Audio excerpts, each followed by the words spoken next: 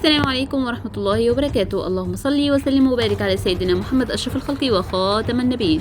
في هذا الفيديو سوف نعرض عليكم عبود يغادر رسميا خلية إعلام الفافا لهذا السبب. إليكم التفاصيل.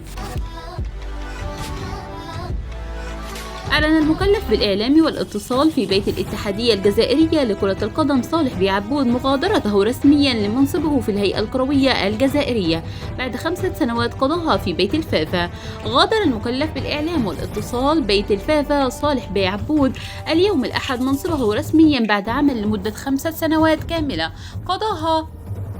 وكتب صالح بي عبود فور مغادرته الاتحادية الجزائرية لكرة القدم بعد 5 سنوات من العطاء المتواصل والعمل بإخلاص وتفاني، أغادر كمدير لمركز الوثائق الاتحادية الجزائرية لكرة القدم وكذلك مسؤول الإعلام للمنتخب الوطني. وتابع: كان لي الشرف في تحرير العديد من الملفات كحصيلة الأدبية للفافا سابقا، علاوة على إعداد ملفات ترشيح الجزائر للاستضافة كام 2025 و2027.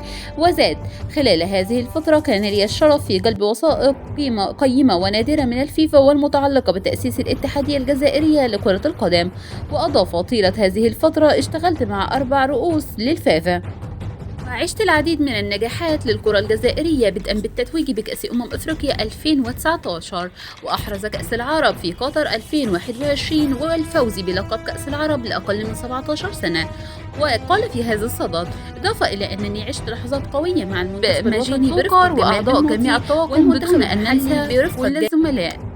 وختم تحية تقدير واحترام لكل من ساعدني ورافقني في هذه المشوار المتواضع والذي يجعلني اليوم أتفرغ لعائلتي وممارسة نشاطات أخرى بنفس الشغف والالتزام. وبالنهاية، إذا أعجبكم الفيديو لا تنسوا الاشتراك بالقناة وتفعيل زر الجرس يصلكم كل جديد. دمتم في أمان الله، ولا تنسوا الدعاء لإخواننا في غزة.